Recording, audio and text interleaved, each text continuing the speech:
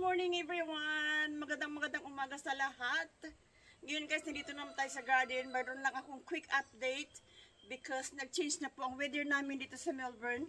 So it becomes autumn na. Summer is already gone. This is still nice, but it's not as hot as our summertime. This is guys a late summer.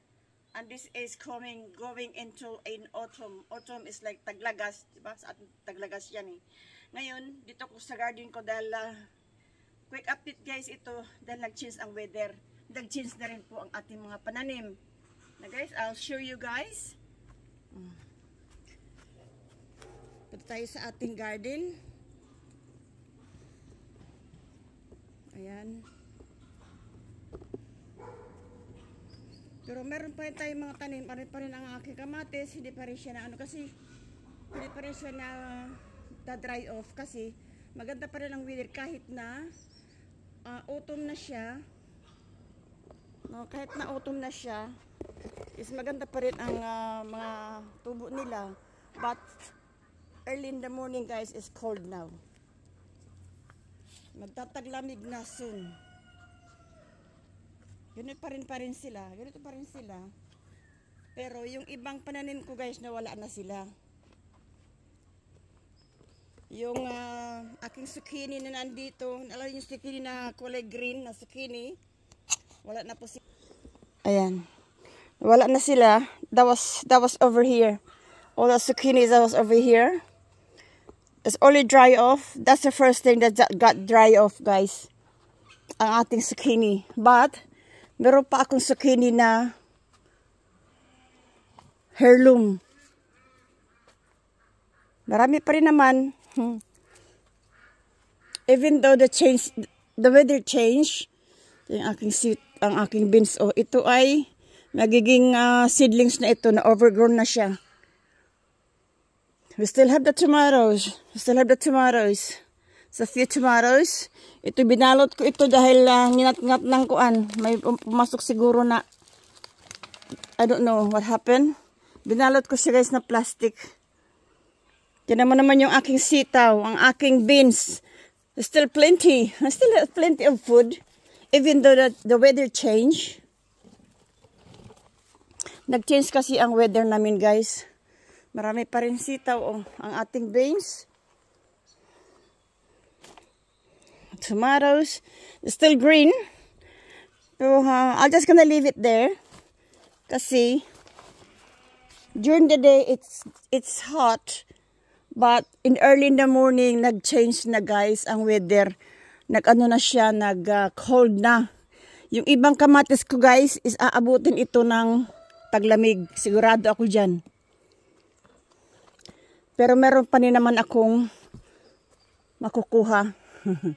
Ganito talaga guys pag nag-change ang weather natin. Yan, meron naman ako isnakin mamaya. Kamatis. Ayan. Meron pa. Even though the weather change, I still got plenty of tomatoes. Pero yung ibang beans ko nawala na sila. Yung aking cucumber wala na rin. Ang zucchini na blackjack, ang maaga na siyang nawala.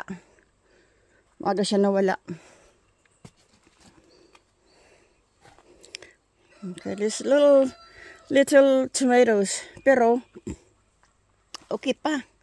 Ang aking lang beans, napakaraming bunga guys. Ano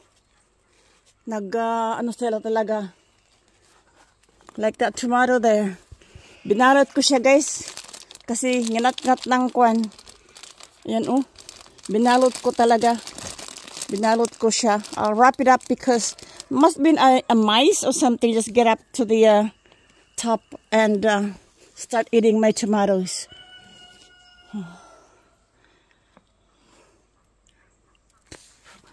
Ayan, marami akong magiging seedlings na beans. It's overgrown na ito guys. Mamimitas na naman ako ng gulay. Itong sinasabi kong zucchini na isa, meron pa siyang bunga. May pa pang mga bunga. Yan, dahil pang bulaklak. mamulaklak, mamunga. Next time, this is what I will, this one ang kita tanim. Kasi maganda siya. First time kayo nagtanim na ganyan this time. Ang zucchini na yan na maliliit lang ang bunga niya. Mga ganyan ba. Sa kabila naman, meron tayong zucchini na mahaba. Ang beans. Beans talagang ang daming bunga oh.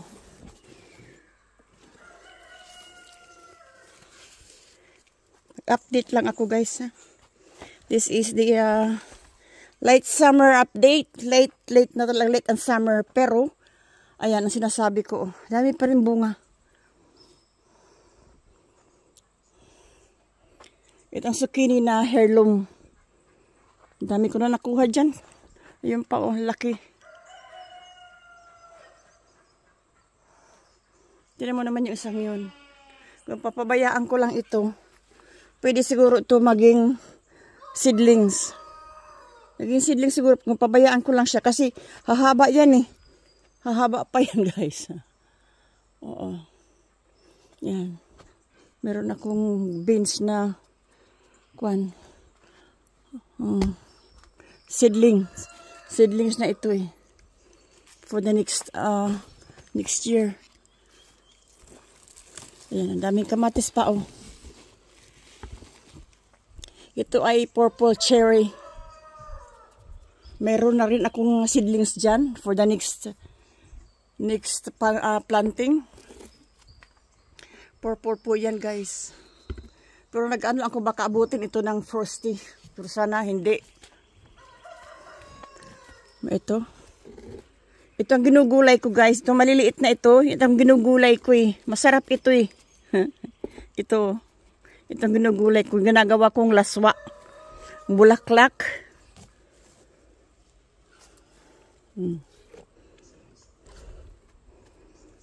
Kinuha ko na guys yung ating gabi. Wala na akong gabi. Ang zucchini na lang meron ako.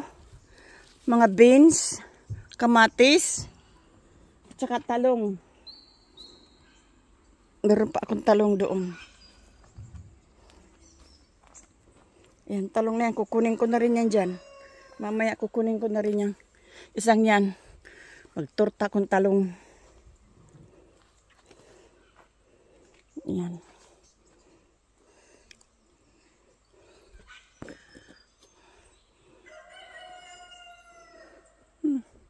Yan ang kapitbahay ko yung mga mga manok.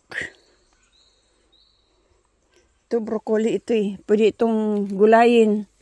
Nagugulay itong dahon, broccoli. Itong aking ampalaya, kahit hindi siya magbunga, basta meron lang siyang dahon. Dahon ang kailangan ko. Pang aabutin ito ng abutin ito ng frosty.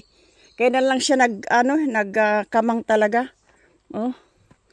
Pero ko doon sa taas. Kaya lang siya naggapang.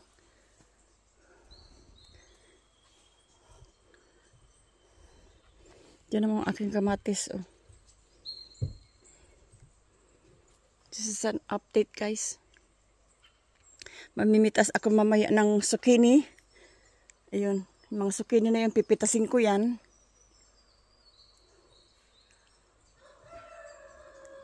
Meron pa akong gulay. Dito sa Australia guys is very expensive ang mga gulay. Lagi kong sinasabi kaya ako'y nagtatanim ng sarili kong gulay dahil napakamahal. Mahal ng bilihin. Ang tao na lang yata hindi minamahal. Charot. Tinan mo tong kamatis na ito. Oh.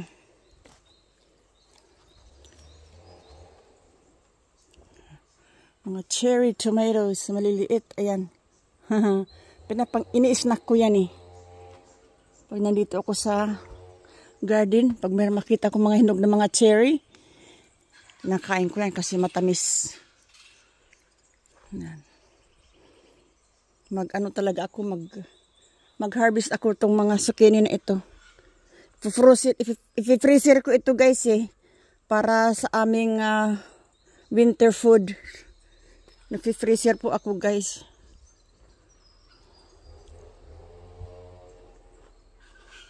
Today, ang gagawin ko, ayusin ko yung aking mga, ito. Kasi ano na sila, oh. Bulok na sila eh. Ayan. Ayusin ko sila. Tapos nagtatap up ako ng soil. Pero bago yun, mamimitas muna ako ng gulay. Ako gulay talaga ang kinakain ko. Everyday guys, gulay ako. Everyday. Mula nung ako'y magtanim ng sarili kong gulay, hindi nawawala ang gulay ko sa pagkain ko. Everyday yan. Kamatis. Hindi nawawala sa araw-araw kong pagkain.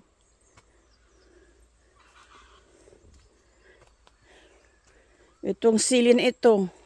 Kainin mo siya ng ganyan. O ano mo lang, steam mo lang guys, masarap, tas may sasawan. Ayan. Wala nang gaanong beans dito sa kabila kasi ma-dry off na nga guys. O tinan mo ito. Dry off na sila kasi abutin talaga ito ng abutin to ng frosty. Pero marami ako nakuha dyan na na beans. Pati yung gabi ko, kinuha ko na yung gabi ko. Pero nag-start uli sila, magdahon. Maliit pa kaya lang. Nalalo guys yung gabi. Ayan ng gabi Pinutol ko na sila dahil alam kong aabutin sila ng winter eh. Kasi ang gabi guys dito, pag winter, natutunaw siya. Natutunaw yan. Pero hindi siya namamatay. Babalik siya pagdating ng spring.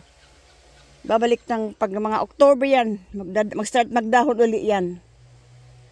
Yan aking gabi. Mag-start magdahon yan sila. Pagdating ng spring. Kaya ang ginagawa ko ngayon, autumn pa lang, nagtatap up na ako ng soil at saka mulch. Ready for yan. Ready na yan for October. Yan. Kaming kamatis na perikot.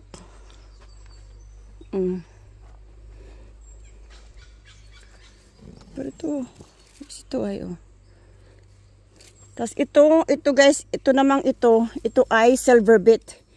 Pina-overgrown ko lang sila kasi ito ay seedlings. Seedlings ito eh. Overgrown ko sila kasi may seedlings ako for the next summer. Seedlings ito eh. Yan. Para mag-generate na naman tayo ng seedlings for the next planting. Ano lang yan, recycle. Ayan. Ganda nila, no? Dami ko nakuha talong dyan, guys. Ayan, meron na naman siya, nabunga na naman siya. Pero hindi ko alam kung siya ay nabunga na naman sila, Itong aking bell peppers guys, this is a late grow. Very late na ito. Kala ko nga ito is madid bull ito eh. Pero nagbunga siya, ayan. May bunga siya Ang aking ang mga talong natin nag-start o nag-ano naman siya, kaya lang sana lang wag abutin ng frosty. Wag abutin ng frost. Yan.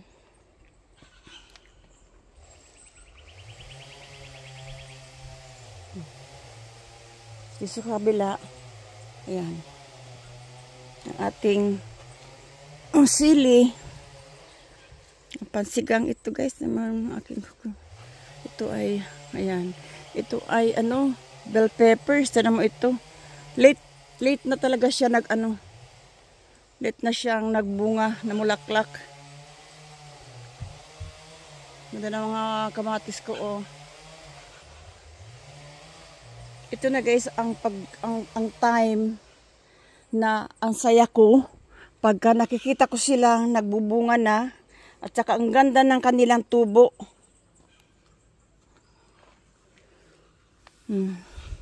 Marami ako itong mga na ito. Sige pa ang pagbunga nila. It's not I'm not really that expert. I'm not expert of planting pero I'm just trying my best. Para lang naman to sa amin ba. Kasi ang mahal talaga guys dito sa ang gulay, grabe Hindi lang gulay, lahat mula nang mag-pandemic, hindi na bumaba ang mga bilihin. Hindi na sila bumaba.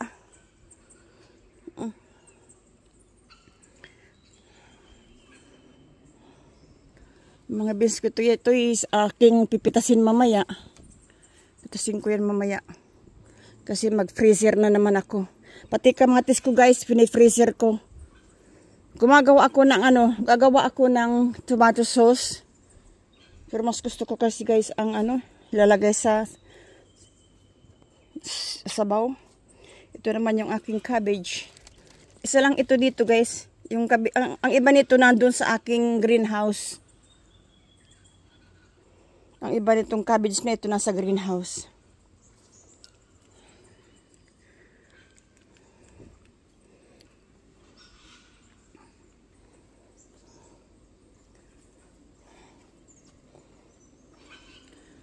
Okay. So yan guys. Nag-update lang po tayo dahil nga sa weather na nag-change na po kasi guys ang weather. Kaya kapag-update po tayo sa ating mga pananim.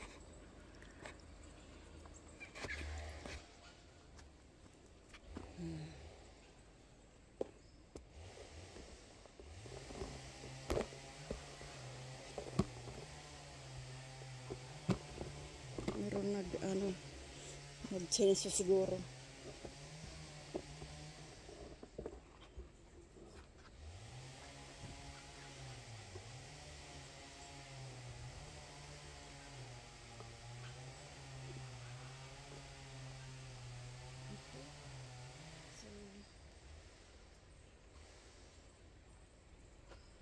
Guys, if you like my video, give me a thumbs up and give me comments if you don't mind. Let's comments below on what you think my garden is. What do you think how I do in my gardening? Just give me a thumbs up or subscribe. And I really do appreciate guys for watching for all my videos. Thank you so much. And hanggang dito lang po muna tayo guys. Again, thank you so much for watching. And I'll see you next time. Alright, thank you guys. Bye for now and be safe out there.